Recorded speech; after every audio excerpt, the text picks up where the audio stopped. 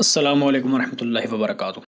دوستوں کے استفسار پر اللہ تعالیٰ کے اسماء الحسنہ یعنی 99 جو اسماء الحسنہ ہیں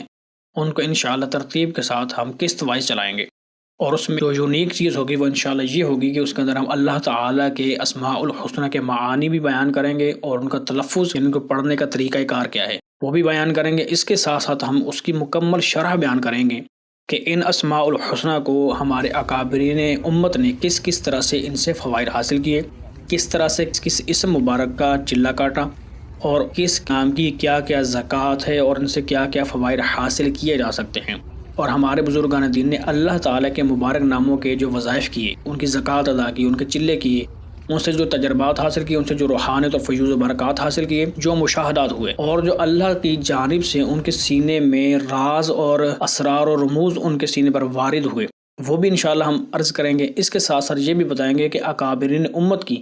اللہ تعالیٰ کے صفاتی ناموں کے ساتھ کس قدر والہانہ عقیدت اور احترام تھا، اور اللہ تعالیٰ کے ان اسماء الحسنہ کے اندر جو راز پوشیدہ ہیں وہ ان کے سینوں میں کس طرح وجد کیے ہوئے تھے، اور یہ ایک صدری چیزیں ہیں یعنی سینہ بسینہ چیزیں، وہ انہوں نے اپنے جو مراقبات کے ذریعے سے، مشاہدات کے ذریعے سے جو چیزیں اللہ کی بارگاہ سے حاصل کی، وہ اپنے مریدین میں کس طرح وجد فرمائیں، اور وہ چلتی چلتی اب تک الحمدللہ جاری و ساری ہے۔ تو یہ سب چیزیں آپ کے لیے بہت زیادہ فائدہ مند ہوں گی جب آپ اللہ تعالیٰ کے اسماء کو پوری شرح کے ساتھ سمجھیں گے، پڑھیں گے، سنیں گے، پھر عمل کریں گے، تو پھر 100% رزلٹ ہوگا۔ بعض اوقات ہوتا کیا ہے کہ رزلٹس کیوں نہیں آتے؟ جب آپ یوٹیوب کے اوپر آپ ہر کس و ناقص کی ویڈیوز دیکھتے ہیں،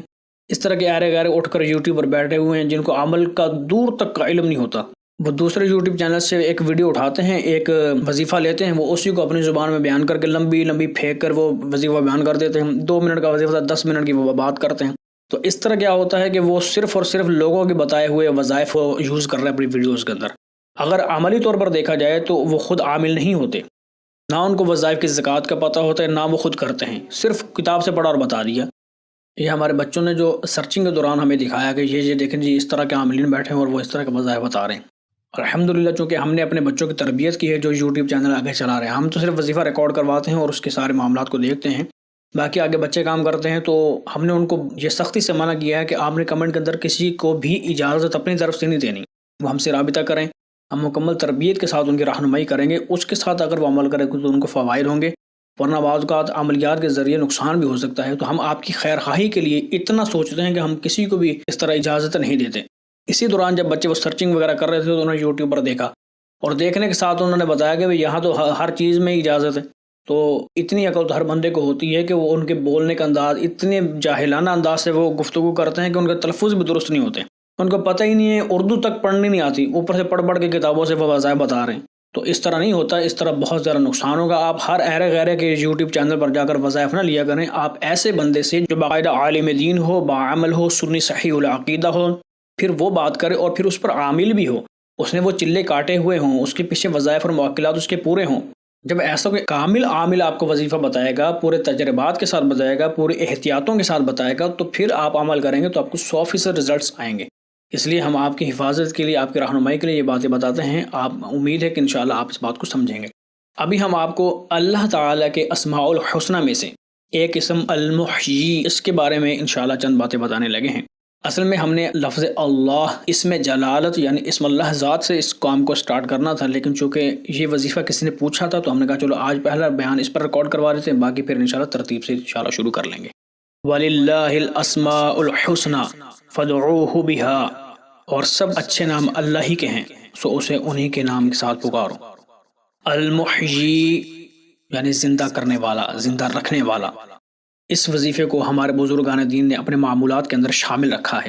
اور اللہ تعالیٰ کے اسم شریف المحیی سے بے پناہ فوائد حاصل کیے ہیں۔ ہم یہاں پر ایک فائدہ بتائیں گے جس سے متعلق ہم سے سوال ہوا، وہ انشاءاللہ ہم آپ کو عرض کرتے ہیں۔ اس اسم شریف المحیی یعنی اللہ ہی زندہ کرنے والا ہے، اللہ ہی زندہ رکھنے والا ہے،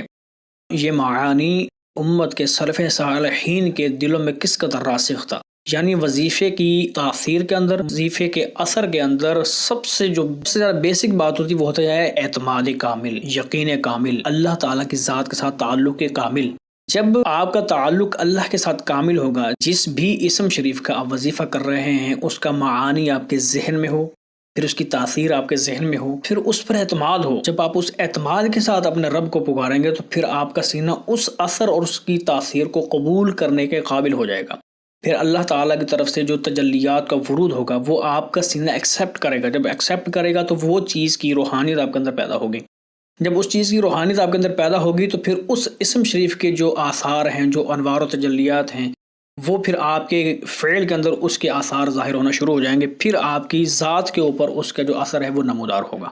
اب اس سے متعلق دیکھیں کہ صحابہ کرام رضی اللہ تعالی عنہم، انہوں نے اللہ تعالیٰ کے اس مبارک نام المحیی، یعنی میرا رب ہی زندہ کرنے والا ہے، میرا رب ہی زندہ رکھنے والا ہے، اس پر کتنا اعتماد تھا۔ دیکھیں کتنا خوبصورت بات حافظ ابن حجر رحمۃ اللہ تعالی علیہ نے الاصابہ کے اندر حضرت عبداللہ بن حذافہ رضی اللہ تعالیٰ عنہ کے مناقب میں لکھا ہے کہ ایک مرتبہ سیدنا فاروق اعظم رضی اللہ تعالیٰ عنہ کے دور خلافت میں رومیوں سے جنگ کے دوران آپ چند مسلمانوں کے ساتھ گرفتار ہوئے، یعنی حضرت عبداللہ بن حذافہ رضی اللہ تعالیٰ عنہ،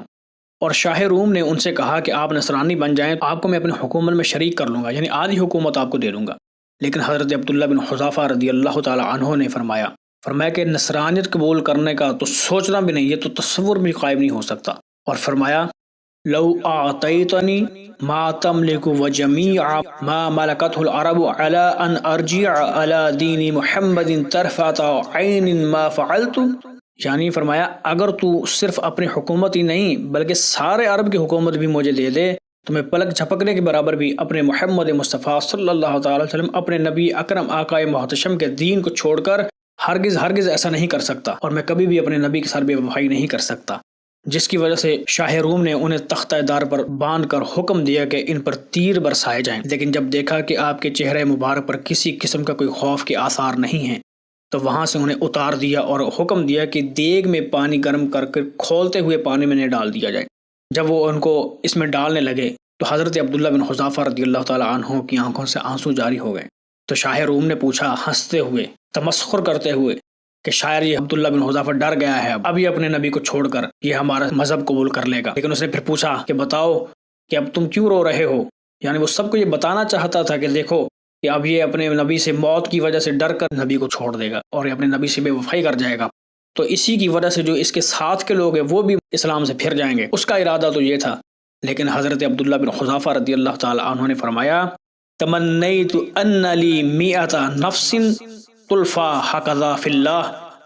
میں تو اس بات کی وجہ سے رو رہا ہوں کہ میری تمنا ہے کہ میری 100 جانیں ہوتی اور میں ہر جان ایک ایک کر کے اسی طرح اپنے رب اور اپنے نبی کے اوپر قربان کرتا جاتا۔ پھر شاہ روم کو بڑی حیرت ہوئی کہ اس کو موت سے بھی ڈر نہیں لگتا۔ پھر اس نے کہا کہ واقعی وہ دین کتنا سچا کہ وہ تمنا کرتا ہے کہ کاش میرے پاس 100 زندگیاں ہوتی، میں اپنے نبی کے اوپر قربان کر دیتا، اپنے رب کے دین کے لیے قربان کر دیتا۔ پھر حضرت عبداللہ بن حذافہ رضی اللہ تعالی عنہ کو کہنے لگا کہ اگر تم آزادی چاہتے ہو تو پھر ایک کام کرو کہ میرے سر کو بوسہ دے دو، میرے ماتھے کو بوسہ دے دو، میں تمہیں آزاد کر دوں گا۔ تو حضرت عبداللہ بن حذافہ رضی اللہ تعالی عنہ نے فرمایا میں تمہارے سر کو بوسہ ایک شرط پر دوں گا کہ صرف میں نہیں، میرے سارے ساتھیوں کو چھوڑ دینا۔ تو اس نے کہا کہ چلو میں اس بات کو منظور کرتا ہوں۔ تو حضرت عبداللہ بن حذافہ رضی اللہ تعالی عنہ نے اس کے ماتھے پر بوسہ دیا، جیسے بوسہ دیا اس نے چھوڑ دیا۔ یہ بات جب امیر المؤمنین سیدنا فاروق اعظم رضی اللہ تعالی عنہ کو پہنچی تو خلیفۃ الرسول، مراد رسول سیدنا عمر بن الخطاب رضی اللہ تعالی عنہ، آپ یہ واقعہ سن کر وہاں پر تشریف لائے اور پھر آ کر حضرت عبداللہ بن حذافہ رضی اللہ تعالی عنہ کو سر کو بوسہ دیا۔ یہ کس وجہ سے تھا؟ اسی وجہ سے کہ ان کو یقین کامل تھا کہ مر تو ویسے ہی جانا ہے، المحیی، زندہ رکھنے کا حق اور زندہ رکھنے کا اختیار یہ میرے رب کو ہے کہ وہی کسی کو زندہ رکھ سکتا ہے۔ جس شخص کو رب رکھنا چاہے اسے کوئی مار نہیں سکتا۔ اس وجہ سے انہوں نے اپنا دین اسلام نہیں چھوڑا۔ انہوں نے کہا اگر مرنا ہوا تو پھر تو مر ہی جانا ہے، کیونکہ میرا رب ممیت بھی ہے، وہ جس کو مار دے اس کو بچا کوئی نہیں سکتا۔ لیکن المحیی، اس لفظ اور اس کی تاثیر ان کے سینوں میں اس قدر راسخ تھی اور یقین کامل تھا کہ میں اپنے رب کی بارگاہ میں جو ایک امید رکھتا ہوں اور اس کا یقین اور اعتقاد رکھتا ہوں کہ المحیی میرا رب ہی ہے، اسی وجہ سے وہ اپنے اس مقدمے میں کامیاب ہوئے۔ یہی وہ وجہ ہے کہ جب آپ اپنے رب کے ساتھ اس طرح کا تعلق قائم کر لیں کہ جس وظیفے کو، جس اسم مبارک آپ وظیفہ کر رہے ہیں، اس کے معانی پر غور کرتے ہوئے آپ اس کے اوپر اپنے رب کو قادر مطلق مانتے ہوں کہ واقعی میرے رب کی یہ صفت ہے اور اس کے فیضان فیض سے وہ میرے سینے کو منور فرمائے گا، تو یقیناً آپ کے وظیفے کے اندر بہت زیادہ تاثیر پیدا ہوگی۔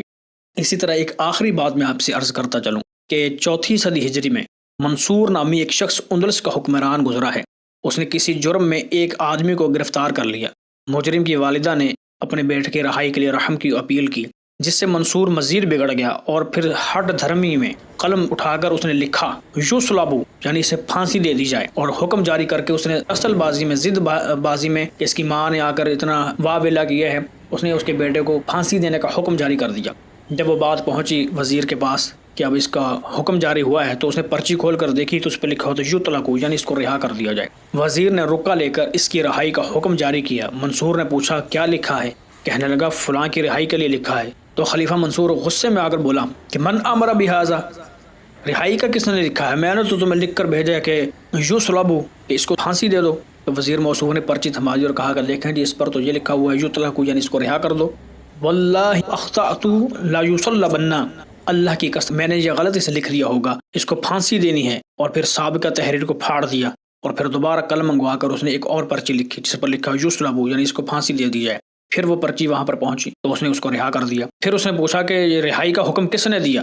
تو وزیر کہنے لگا کہ آپ نے۔ کہا کہ میں نے تو اس کو یوسلبو لکھ کر بھیجا ہے کہ اس کو پھانسی دے دو۔ اس نے پرچی تھما لی کہ یہ دیکھیں اس پر یطلق لکھا ہے۔